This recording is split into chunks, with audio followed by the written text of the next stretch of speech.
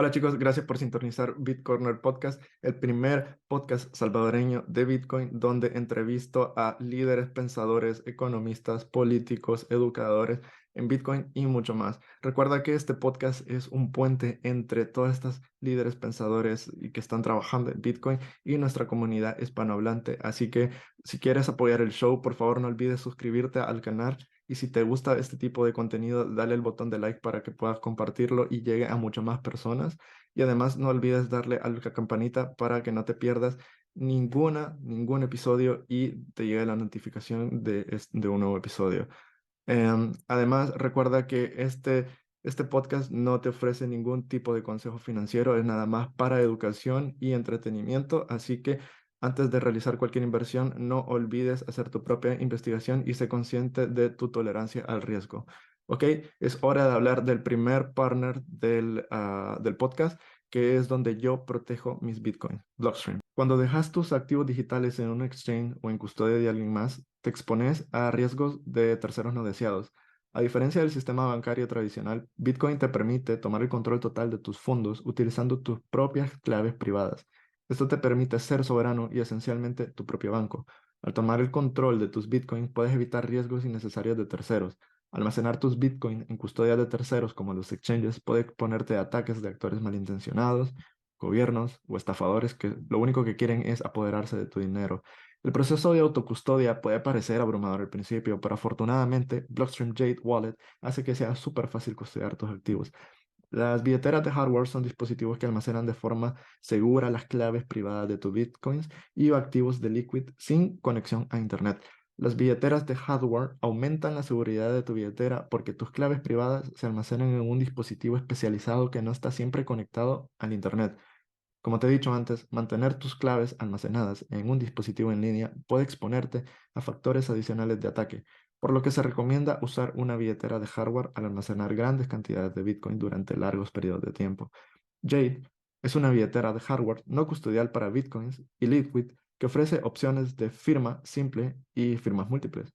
Yo personalmente lo utilizo para almacenar mis Bitcoins, ya que me siento mucho más seguro manteniendo mis Bitcoins en una billetera fría que en una almacenada, por ejemplo, en mi teléfono.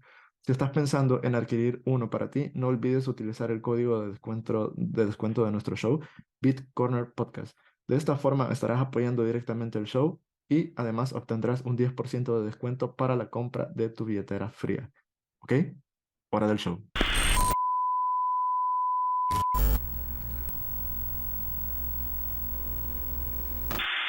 I think one thing that I find really interesting about Lightning and that I think is useful for maybe understanding what's going on there is one thing that's cool to remember is Lightning kind of came out of this idea that transacting on the blockchain, so the layer one, is kind of like the court of law, and that you can have contracts and relationships and economic relationships with other people where you only have to go to the court of law or the layer one in the case of a dispute or a problem, or where the other party in your contract stops responding, right? So the idea with like Lightning is that people can transact peer-to-peer transactions. They can exchange Bitcoin in a trustless way without having to talk to the blockchain, except in case of there being a problem.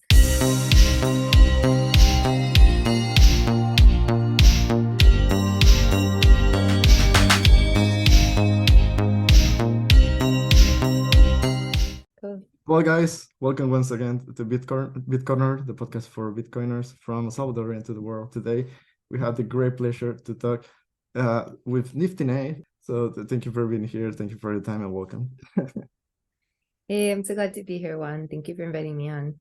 Before we start the podcast, as I told you, this podcast, one of the goals is to be a bridge between new people that are knowing about Bitcoin. We have in the past we had a different guests in the show, so we talk about basically everything: Bitcoins, BTCs, shitcoins, and also blockchains. But I think this episode is going to be a little bit different because I know that your specialty is Lightning Network. So I think it's one of the topics that we hadn't talked much yet, and I think it's really important. And I gotta be honest, I was talking with Carol Sousa, and she mentioned one of the workshops that you're currently working on, and I was curious about it and did my research, and I think it's really interesting for the audience. So, well, we will go we will go further into it. But before we start the podcast, maybe could you introduce a little bit about yourself and talk a bit about your background? Maybe where are you from, and we will go further. Sure, yeah. So my name's Nifty. Also go by Lisa. I live in Texas. I'm from Texas originally. I've been working in Bitcoin for about half a decade at this point. I started in 2018. Before that, I spent half a decade working as an Android engineer. So I've been a software developer for about a decade at this point, a little over a decade. Um, I yeah, so longtime software engineer. I didn't originally go to school to be a software engineer. I went to school to study Spanish and Portuguese and like business administration stuff. So and liberal arts. So I went to school at Austin, University of Texas, as like a liberal arts and business major. And then while I was in school, I took a few basic programming classes and had a lot of fun. And decided I wanted to learn how to do Android and stuff. So kind of just set off on the dev path after college. Yeah, still located in Texas. I've lived in a bunch of other places. I spent a lot of time living in Brazil when I was in college because I was learning Portuguese. Oh. Yeah. Which is actually how I think I got to know the Area Bitcoin people. I guess I can talk about that. Anyway, so I've been in Bitcoin for a long time. Most of the time I've been working at Blockstream on a project called Lightning. I work on there's a bunch of different, so Lightning is a specification, kind of like how HTTP or like websites are a specification. And then you have a bunch of browsers. There's like the Chrome browser, there's Safari browser, there's like Mozilla Firefox browsers. Lightning has a bunch of implementations in the same way that there's lots of browsers. So like I worked on one Lightning implementation called Core Lightning. Yeah, there's the other ones, or there's one by Lightning Labs has an implementation. There's a team in France called Acerca that has a Lightning implementation. And then there's a team at Spiral that has a sort of implementation of Lightning called LDK. So that's sort of the ecosystem I work in. I've been working on writing specs for Lightning, like, what are all these implementations? How are they going to talk to each other? How do they all know what each other are saying? Because they're all written by different people. So we need a process of making sure that everyone understands each other because we're all writing separate software things that all have to like interoperate to build a network, basically. But maybe that's a little too like whatever. So yeah, I've been working on Lightning for a long time. Last year, I started a side project though called Base 58, which is teaching developers and really curious, very technical people about how Bitcoin works at a technical level. So yeah, so I've been kind of taking a break from Lightning to work on some of that this year and work on a textbook about how Bitcoin works. Wow, that's amazing. Absolutely. Yeah. I didn't know you work with on Blockstream. By the way, guys, Blockstream is recently a partner of the show. So yeah. Oh, cool. Congrats. Yeah, that's cool. Yeah, I was I'm currently on sabbatical from the Blockstream Lightning team. I left I went on sabbatical in January, which still feels really recent. Yeah. Yeah, sometimes it's good to just disconnect from work to inspire in another one. Yeah.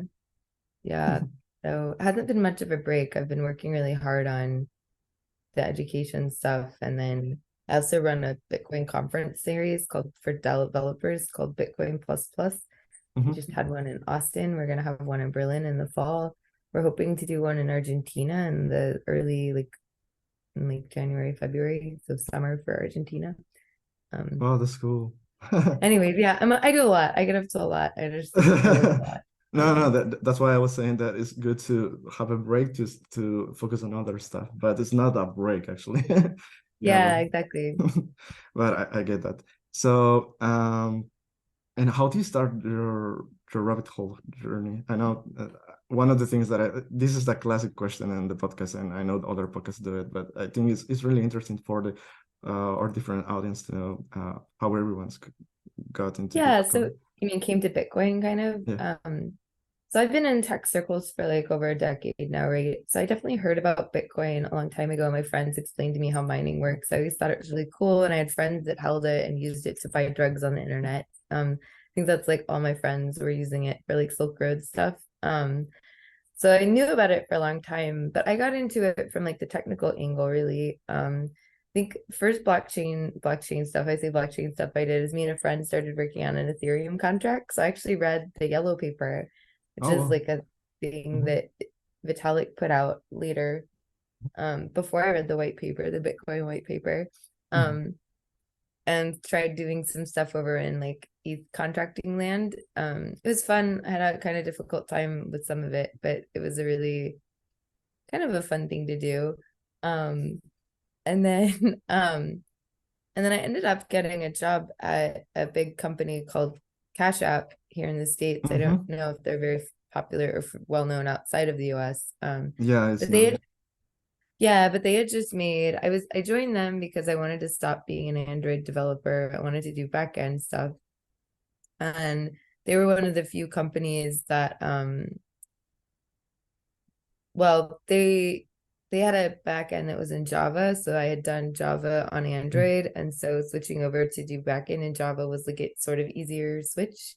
'Cause it's all the same language. I just have to learn what it's like to write server code instead of mobile phone code. And when I got hired, they had two teams that were looking for new people.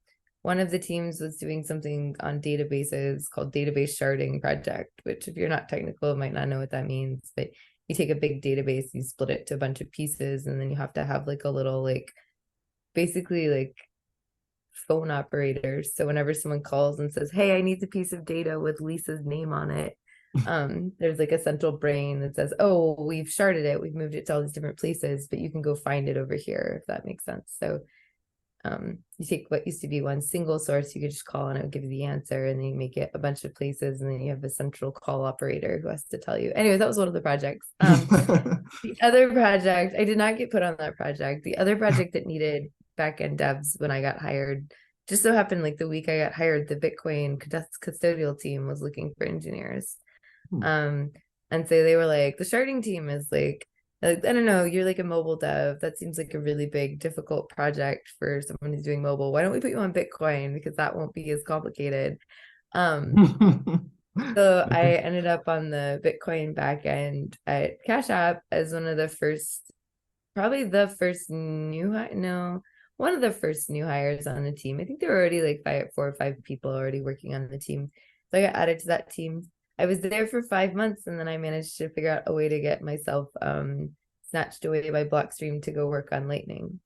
So I worked That's on the custodial backend at Cash App for like 5 or 6 months, and then um through a bit of luck and like just sort of weird stuff I was doing on the internet, I managed to get the attention of one of the lead Lightning spec developers, Rusty Russell, who heads up the Lightning team at Blockstream. And he offered me a job over at Blockstream to work on Lightning specs. And I said, that sounds like the opportunity of a lifetime.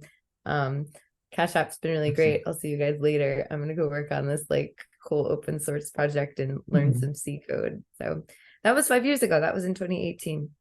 Yeah. Wow, before pandemic and everything. That's so cool. Yeah. Yeah. That's Long time ago. all right. So, as you probably listen or saw, guys, because I don't know if you're watching it or listening. we we already mentioned a couple of times Lightning. So, uh, how do you explain to people Lightning without going? I mean, Non-technical what? explanation of Yeah, lightning, what maybe. if? Yeah, how do you explain for to your mom or your grandma or your I don't know anyone that is they're not Yeah, computer. my mom and my grandma don't ask what I do, so I don't get the opportunity to explain it to them, unfortunately. But I think if I had to explain it to someone who maybe is like pretty new to Bitcoin, it's kind Yeah. of like, I think one way of thinking about it is like there's like whenever you have like, well, at least this is like a very American way of explaining it, but in banking, when you want to send money, we have something called like an ACH thing where it takes a couple days to move it. Like you tell your bank you want to move money from one bank to the next, and then they say it'll take 2 or 3 days for the money to show up in the new bank account. So you kind of have like this sort of slow process, it'll get there, but it's going to take some time. And then another way we have of like paying for things in like normal money stuff is with credit cards, right? You swipe your card and it immediately gets charged and the money moves immediately. If you think of like maybe the Bitcoin base layer as being that like kind of slower, 1 to 2 days, you don't know how long it's going to take, but you assume it'll get there eventually. That's kind of like transacting with Bitcoin like on chain. And it takes a little more setup. You kind of have to like do a little more work. You have to get them to tell you how much money to pay. They give you an address. You have to make sure you put the right number in, all of that. Versus Lightning is instant. So you can instantly pay with Bitcoin. It's as simple as scanning a QR code that tells you what you're buying, how much money you're spending. Your wallet just automatically like lets you look at what you're paying for, and then you hit pay, and the money just immediately goes and gets paid. So Lightning is like, we call Lightning, like the technical term, I guess, or like layman's term for that is like a payment rails network, right?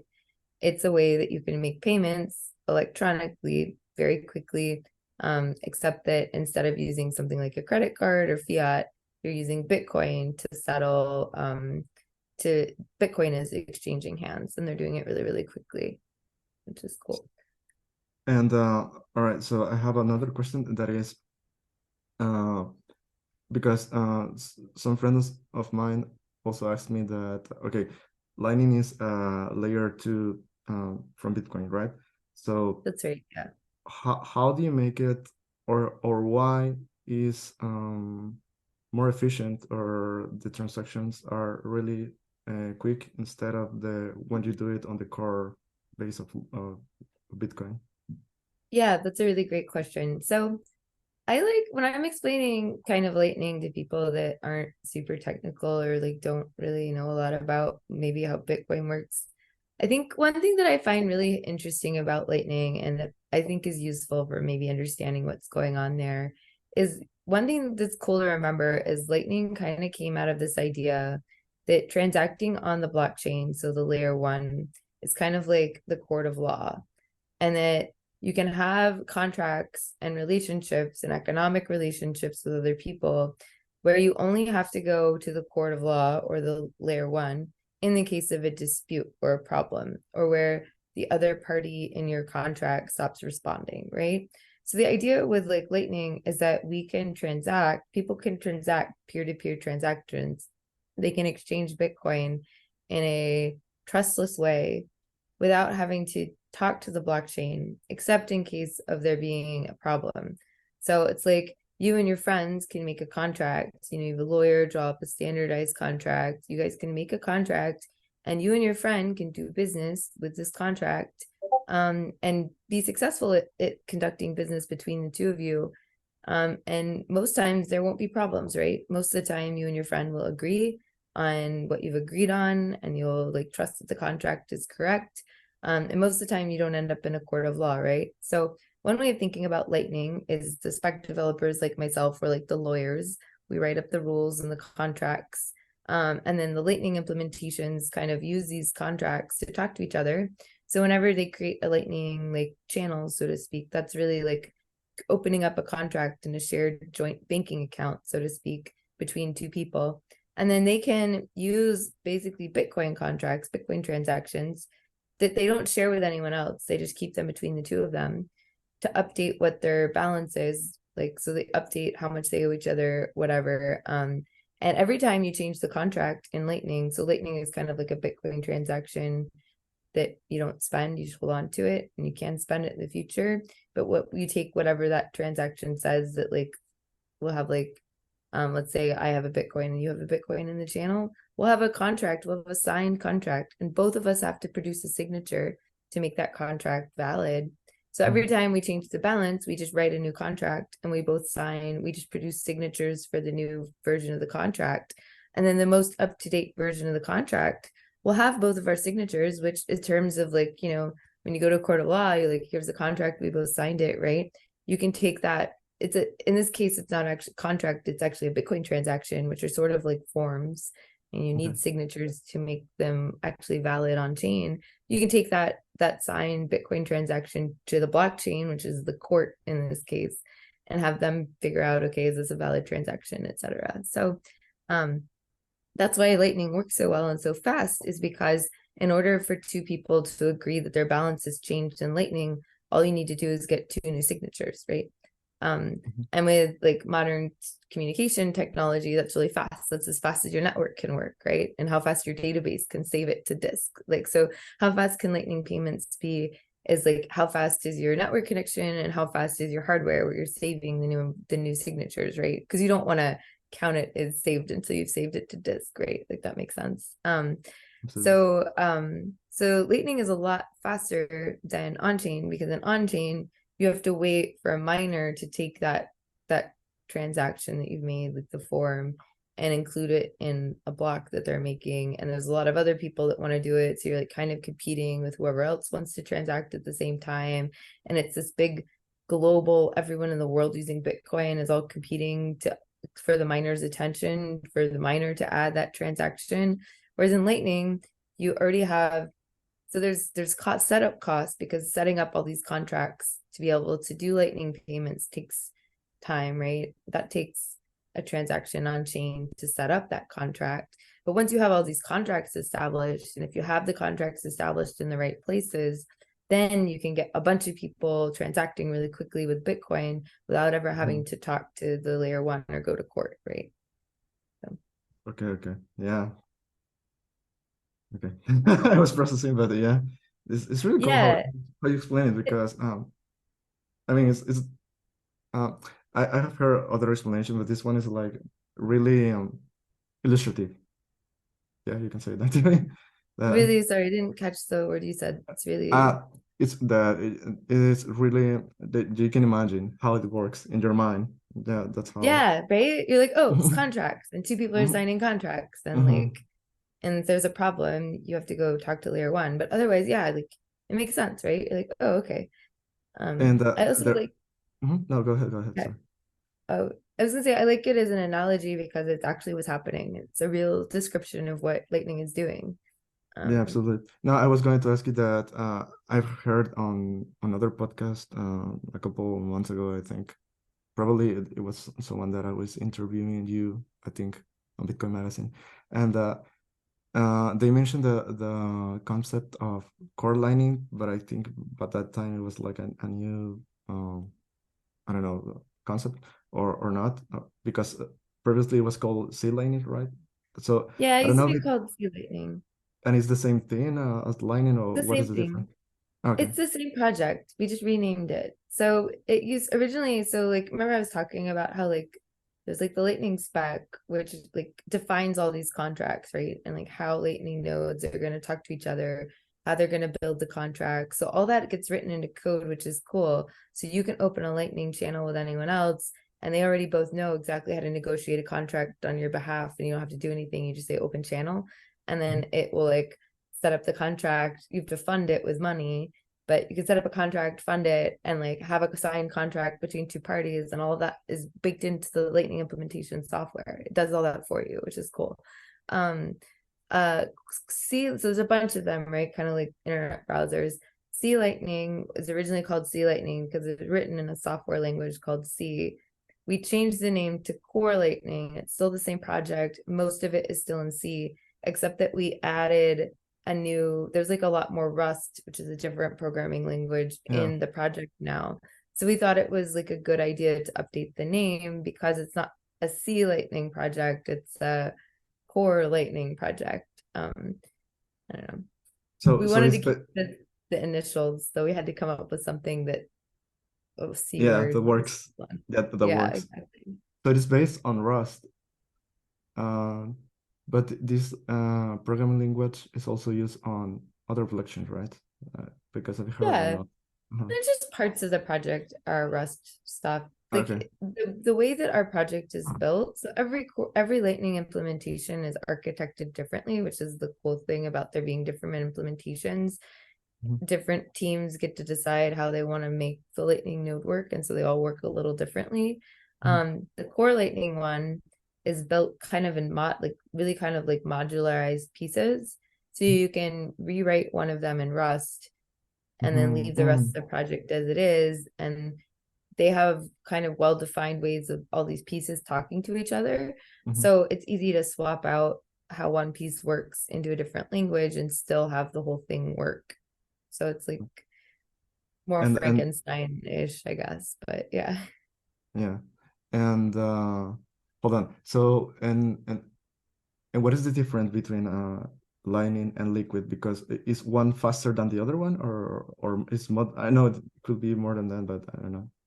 These are great questions. Okay, so Liquid is like another layer 2 project. No, this is great. One of the things I've been talking a lot about lately is what are layer 2s, and so I've been doing analogies between like Lightning and Liquid because they're both what I would call layer 2s, right?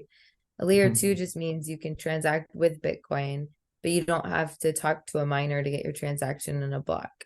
You can, there's some other way of doing or transacting with Bitcoin. Usually you need a new accounting system. So in like Lightning, we use these signed contracts as the accounting system, and whatever the most recent signed contract says, that's your balance. So that's the new accounting way, if that makes sense. Liquid is different in that the way that they do accounting is they created a whole new blockchain. So when you have a balance on Liquid and you want to transact on Liquid, it's a lot like transacting on Bitcoin, the layer 1 Bitcoin. The difference is that the people who make the blocks are like a federation. There's like 15 members in this federation. They're spread all out throughout the world in a bunch of different jurisdictions and stuff. So it's very hard for someone to coordinate them because they're like so far apart in different parts of the world. Anyways, and they're like a network where they create a block, I think, every minute. So I think it takes 2 blocks for a transaction to be final. So you would write, so if you have Bitcoin on Liquid, you would write a transaction. Another cool thing about having a new blockchain is that Blockstream has some of the world's best cryptographers working at it. So when they built Liquid, which they did this half a decade ago, which I think is so impressive, they built into it some really then state-of-the-art ways of hiding what you're transacting with and the amounts you're transacting with. We call those confidential transactions. So you can you can make transactions in a blockchain in the blocks, but you can use cryptography to hide what you're transacting and how much, such that you can reveal to your friends, you can have like these special keys. So special keys are kind of like sort of like glasses, like rose-colored glasses. So if you have the special key, when you look at the blockchain, you can see what the amounts are and how it moved. But most people don't have that special key. They don't have those special glasses. So when they see the blockchain, it just looks like a bunch of data and they don't know who's transacting and how much. So having a new blockchain gives us the opportunity to add new features to transactions, like this confidential transaction stuff. Another cool thing that Liquid has that the main chain doesn't have is like new assets. So you can issue new assets on Liquid, which I think a big project, one that I found out recently is there's a effort to take promissory note contracts in like Mexico and make it such that you can issue those on Liquid and trade them and have a digital record of them on the Liquid blockchain. And then be able to, like, I guess, trade them. I didn't really understand the whole thing, but there's a really cool podcast that we just put out, or that Blockstream just put out, about this whole big project to take this multi-million-dollar industry of promissory notes and be able to have digital records of them instead of paper records, so you can have them on the blockchain, which is cool. And I think those also have, I don't know if they're using confidential transactions for those, but you would be able to transact confidentially with those on Liquid in like a decentralized way, which is really cool. So if you owned a promissory note, you wanted to sell it to someone or prove that you had it, you could give them the special glasses so they could see it, and then you could sell it to them, and then they could, I don't know, I don't really understand what you use promissory notes for, so like kind of like I don't know what that works. But yeah, so Liquid is like another layer too, so you can put your Bitcoin into Liquid and then transact with it faster than, so like on the normal Bitcoin network, new transactions get processed on average every 10 minutes. On Liquid, they get processed on average every 2 minutes. So you can cut the time by like 5x speed up, but it's not as fast as Lightning, right? Because you're still waiting for new blocks to get made. Whereas on Lightning, we only had to wait for new signatures to get made, right? And that's super fast. So Lightning's called Lightning because it's lightning fast. Liquid's called Liquid because I don't know. Liquidity It could be. around. Yeah, it could be. Actually, I was asking you this because well, I'm not sure, but the thing that are implementing in El Salvador that Egypt wants to do, the volcano bonds, I've heard some months ago that they're going to implement it with liquidity network. So, but I'm not sure if they're going to implement it with that. But it's good to know how it could work, you know. Yeah, so the cool thing about doing it on Liquid is that you can then basically you have like a on-chain asset that you can trade easily, right? Or like you can have it in your digital wallet and see it. So I think there's like, like right now when you own a stock or like an equity in a company, right? Where does that record live? Who has it? Why do they have it? Like if I own, let's say I own like $10 of Amazon stock or whatever, right? I don't know where that like stock certificate, like where is it written down that I own $10 worth of Amazon stock? I don't know. I kind of have to trust the company that says that I own $10 worth of Amazon stock to like remember that that's me that owns it. And if something ever happens to the company that I'm holding the stock at, like how do I sell it to someone else if that company goes away? Like where is the record of me owning that stock? Like where does that exist? I think this is like a big problem in like the asset industry in total. Like it's not digitized. I mean, they have digital records, but they're like in centralized databases, and there is still some trust that like whoever's holding that record will be around, or like you'll be able to at some point go figure out that I was the one that was holding it. By moving those records onto something like Liquid, and Liquid, I think it's been really working really hard to be a good platform to issue those sorts of assets on. I, as the like stockholder or the volcano bond holder, get like in a wallet a private, like I have a private key that says that I'm the one that holds it, right? And I have the right, I then at any time can sell it to someone else on like an exchange, but I have to make a signature with my key to show that I've moved it over to the next person in a transaction, right? So having assets in a blockchain like that is really great for a couple of reasons. One, you get like a nice trail of who's owned what. And if you use the confidential transaction stuff for it, you can have that trail. So you have an audit trail, but you make it such that only the people with the like right rose-colored glasses can see it. Otherwise, no one else knows kind of who owns what, which is really a nice feature, I think, because you get the best of the auditability. If someone wanted to like a big organization, they want to audit who has it, you can give them the glasses so they can see it. But for private holders, then you can, for the general, no one like outside of your small circle of people, no one knows that you own $10 of Amazon stock, right? Is the whole idea. So I think Liquid, struck a really nice balance between these two things. Like, how do we make it such that things are auditable? And the nice thing about auditability is, like, if you're able to audit like the supply, that they haven't just created a whole bunch of extra stuff. So it lets you kind of, I don't know. I think it's kind of cool. And the cool thing to me is like Blockstream made all of this happen 5 years ago before any other side chains happened. So it's been out for a long time. It hasn't been super used. I think people give it I think people really look down on Liquid because it doesn't have a lot of use. But I'm like, I don't know, I'm very much a technologist. I'm like, yes, but they shipped a very technically interesting project. The fact that no one's using it, I feel like, is a separate problem. More people are using it now. So like the volcano bonds, it sounds like they're working on getting those issued on Liquid.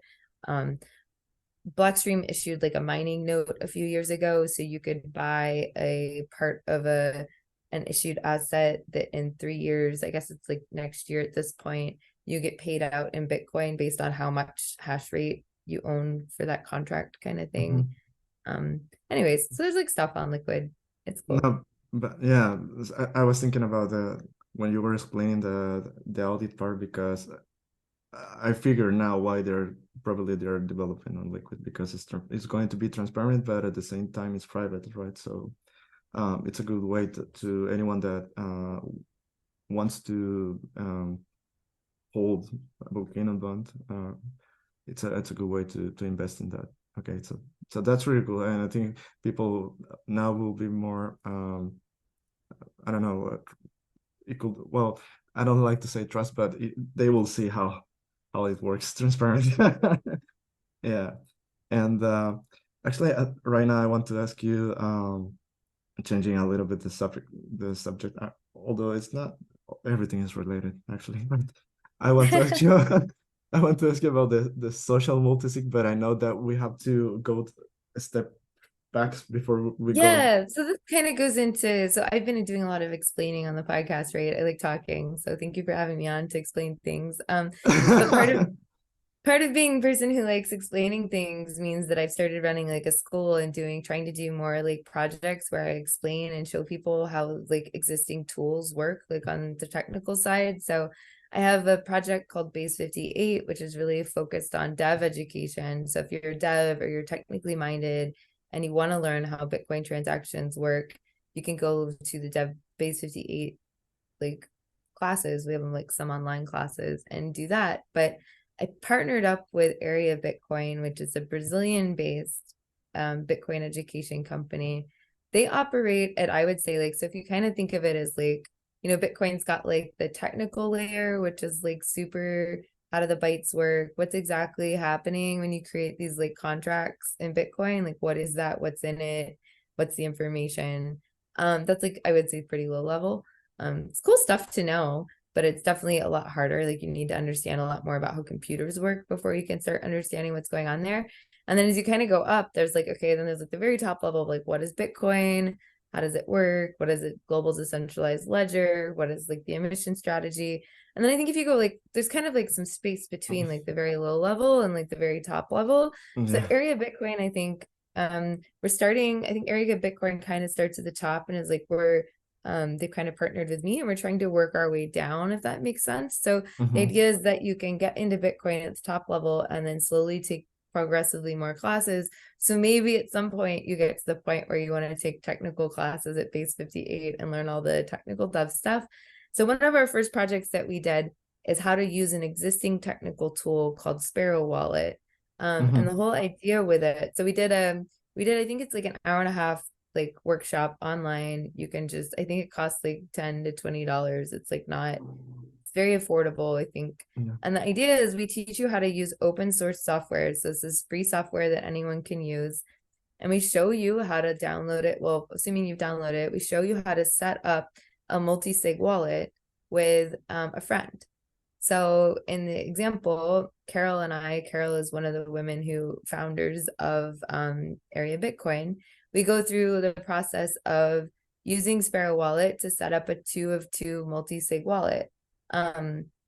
This is really fun and I think kind of cool and important because learning how to build your own multi-sigs is really cool, especially like if you run a business or if you as a family own Bitcoin. You really want, like, it's cool if you have family Bitcoin. Let's say you've got, like, I come from a family of 5. I've got 2 siblings and 2 parents, right? Imagine if like we have a family account of Bitcoin, right? And we want to make it such that 3 of the 5 people in the family have to sign to move the family Bitcoin, right? So it's really good to have, when you hold Bitcoin, to have multiple signers. Or let's say you're running a business and you've got 3 co-founders and you want such that 2 of the co-founders have to sign on any transactions for the company funds, for example, right? Being able to set up a wallet where that's possible, I think, is something that's kind of daunting and seems really difficult. But Sparrow Wallet makes it really easy. So we made this like what we hope is like a pretty easy tutorial where you can download Sparrow, set up private keys on each other's computers. You don't have to share the private keys. You can send each other kind of some public information that then the central person uses that to build this multi-sig wallet. We go through this all in the little like tutorial. And then at the end, you get this wallet kind of description. It's just like this big block of text that you can import into like almost any Bitcoin wallet. And then you can watch money land into that wallet. And then we use Blue Wallet on our mobile phone. So you can set it up with Sparrow. You can import it into your Blue Wallet app, which is on your phone. And then you can type in your private key into the app, which normally you don't really want like a private key on a phone. You You can also do it. You could also use like a hardware key with your wallet. But for the example, we just type it in. The cool thing though is because it's multi-sig, if each of you has a private key on 5 different phones, then someone has to compromise a bunch of different phones before they're able to get your funds. So it's like it's less of a problem than if you have one key and you put that on your phone. I wouldn't recommend doing that. That's like Absolutely. not a good idea, because then one person only has to read off of your one phone, right? But the cool thing then is that then you have on your phone, if you want to make a transaction, let's say you've got a family thing and you're doing a 3 of 5, you can use the Telegram or WhatsApp to send little files around to sign a transaction. Everyone downloads it, signs it on their phone, sends it to the next person. And then once you get 3 signatures, you can send it. So the cool thing is it makes it such that you have security, like some of the best in class security on your Bitcoin, because it's a multi-sig, right? It's the same as stuff that like Unchained or Casa does with like the 3 of 5, whatever. That's basically their like best in class thing. Except that now the people who are holding the keys are like family members or people that you know. And you're able to do it decentralized. You don't have to tell anyone that you're doing it. You set it up privately. I don't know. It's something that I like really would suggest people like try out and play around with small amounts of Bitcoin. Like maybe you try it with your friends with $10 to $50 of like Bitcoin on like these wallets and figure out how it works and get comfortable with it. Because then I think it really empowers you to have some really, really good, decentralized, independent security on your Bitcoin. That is like as good as what you're going to get from a service. And you also like gain this confidence in using these tools. So if you later want to like it makes self-custody, I think, like something that is not just you, like you share it with your family, so to speak. But you all become better users of Bitcoin because you're able to do like more interesting and complex things like as a team, sort of. I don't know. No, but that's cool. So yeah, so just to make it a small summary, guys. So the thing is that there are a multi-sig, and the sig is the one that the signature that belongs to you, and the multi-sig is the one that you explained like really well between 3, 5 people, whatever you want, and you want to split it. And actually, I think it's a really good concept because you don't have to get involved with your private keys because. For those that don't know, when you have a wallet without KYC or whatever, you have a cold wallet, you have your public key and your private key, right? So the public key is the one that you make your transaction, and the private key is the one that you shouldn't share with anyone. Sign, yeah. Yeah. So. Well, you need to load your private key onto the phone so you can sign for it, right? Or you can there's ways that you can have like a little device that your key lives on, and then you can tap it to your phone and stuff. It's sort of complicated. It's like maybe that's more complicated than we should get into, but yeah, the secret key stuff is, it's interesting. Anyways. Yeah, no, but actually it's really important to talk about is because I mean, the main audience is Salvadorians and the people that are starting to know Bitcoin, but are also people that are Bitcoiners already. So, and one of the topics that that recently had happened is all the scandal that happened with Later because of their recovery service. So yeah, yeah. So I think it's also like. I don't know, because the main thing the problem that they have is that they made this service without consulting anyone. So I don't know.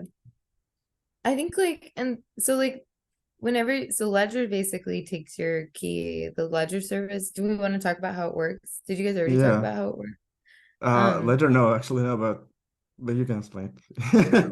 Yeah, they take your private key and they split it into 3 parts. So it's kind of like they make a multi-sig out of your key. They encrypt each of the pieces and then they send it to 3 servers that they own. So whoever has the decryption key and access to those servers can put your private key back together. I don't know what they're using to do the encryption, so that's a good question. Like, is it something that only you know? Is it something that they know? It sounds like it's something they know, because then if you want them to put your key back together, you have to go give them your identity prove that it's you. The problem is, what if someone steals your identity and goes to Ledger and says, hey, Exactly. That's I'm the me, please reconstruct my wallet because you can, and send the funds somewhere else. So sharing your private keys with someone else is not cool. Like, that's not a good idea. The cool thing about the multi-sig though, right, is you don't have to share your private key with anyone, but you still get kind of this sharded, like this like pieces of, then if something happens to my phone, let's say I lose my phone and I'm on a family thing and it's a 3 of 5. Well, now there's only 4 keys that are able to sign. So as soon as that happens, you should create a new wallet with a new key and move all the funds to a new 3 of 5 with it, if that makes sense. Like as soon as you lose one of them, you should move everything. But it still means that there's still 3 people around to move it, at least 3 of the 4, right? So you can still recover all your stuff. So it's like a good recovery mechanism. It's like you use the social network though that you have with your friends and people that you trust. I don't know. I feel like it would be super fun to go into high schools and get like high school cliques, groups of high school kids on like little multi-sigs. And so like you could just like practice or whatever. I should figure out a way to do this here in Texas and just like go into school, have the kids set up wallets and like practice passing all the stuff around. Actually, I have an idea that I was thinking that the same thing that, okay, you wanted to do it on Texas, but it should really could be a good experiment in El Salvador with Mi Primer Bitcoin with John Dennehy, because they're going to schools and they're going to small communities. So it could be. It's so much fun. I did it with, so I've been hanging out with some pretty technical smart people in Texas, and we spent one day, we did this like exercise, like the same thing that I do in the video. We did it as like a group of like 10 people. It was kind of mayhem, we just like share the private keys and everyone's typing them in on their phones and stuff, which you're really not supposed to do. But like if you're just doing like small amounts and like it's fine for like a demo thing. And so many of them had never done it before. It was like they've been in Bitcoin for years, longer than me even. I've been in it for half a decade, and they had never found tools or known that you could, how easy it was to do this. So yeah, it would be super fun to do it with like kids in school. And then can you imagine you like have to like negotiate with your friends if you want to like whatever, like but then you start getting into like, I think what are kind of like the fun parts of Bitcoin is like doing it with your friends and like being part of, it's almost like outside of Bitcoin, they have this concept of DAOs, like decentralized, whatever. It's basically like multi-sigs are basically DAOs then, because then you as a group have to decide how you're spending your Bitcoin. Gotta talk together people into like how you're spending it. I don't know. So then I don't know. I like you get into like the sort of fun part of it. You can also use the multi-sig thing to set up a multi-sig wallet for yourself, so you don't have to involve other people. The Sparrow makes it easy to have separate like hardware devices, so you never put the private key anywhere except on that device, but you can put the public key info into the little builder, and you can build your own like 3 of 5 thing, and then you have just a bunch of devices that you have to use to sign. So it's like super flexible for building your own like security scheme. Yeah, exactly. Actually, it will be that's super secure for transact your funds and everything. No, but you see that's why I wanted to clarify also the difference between what happened with Ledger, because it's not the same thing, but it could be related, but somehow, but no, because because what you explained, that Ledger, they split it in 3 parts, but the thing is that they had information. So, and in this case, there's no company behind it. It's your friends, your family, or even yourself. Yeah. And yeah, exactly. You do it yourself. You do it for yourself. Yeah, self-sovereignty. Exactly. 100%. Exactly. Yeah. Okay. So I think we have around 10 minutes, but I have an interesting question that I want to ask you. There's we have meetings here in Spain, and recently I went one, and actually it was on Bitcoin Pizza Day, and we were discussing about a lot of things about Bitcoin. But one of the things that we were discussing was quantum computer. So there was one guy that told me like, okay, right now Bitcoin is really secure, it's really efficient, but don't you see like a threat quantum computers to, because that's the power of those computers could, I don't know, somehow have so much power to attack the Bitcoin network. And I was like, I don't think so, because the technology, as soon as it's getting developed, I think developers are also working and thinking about quantum computers. So since you're a developer, so I think it's a great question to you to ask you. Yeah, so I think like Bitcoin has a few things in place that make it harder to use quantum computers to figure out. So, I mean, this is like, I think there's definitely a threat vector to private key security. And the reason that quantum computers are such a threat to the kind of encryption and any encrypted system, it's not just Bitcoin. So your ability to hide information and send it encrypted so that no one else can read it, really becomes in general threatened sort of by very powerful quantum machines. The reason for that is that you assume that people won't be able to like guess what your private key is, if that makes sense, because the number of options of what is your private key is so large.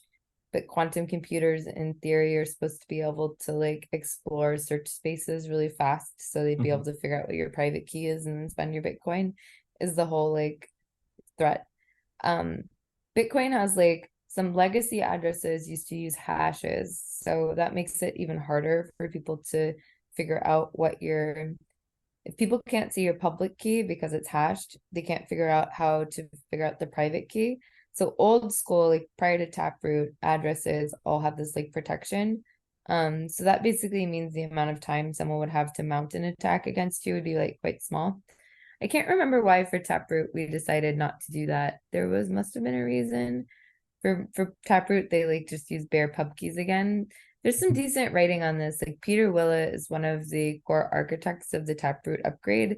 And I feel like he had some pretty interesting writing on like the threat of quantum computers and what it would mean. Basically, if Bitcoin is broken, the value of Bitcoin goes to zero. So what's the value of using a quantum computer to steal Bitcoin if you're stealing something that's valueless? Because as soon as you steal it, all of a sudden it's not worth anything Exactly. anymore. Yeah. So Saifedean actually, I remember that Saifedean in his book, the Bitcoin standard, actually, this made analogy that as soon as you attack Bitcoin, and it will be worthless.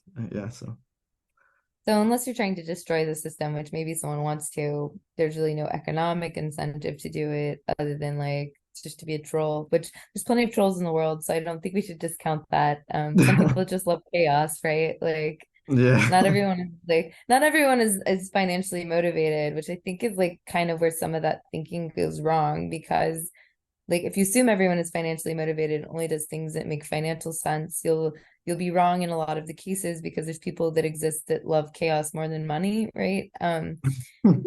Yeah. So I don't think we can discount the chaos vector. Yeah. Okay.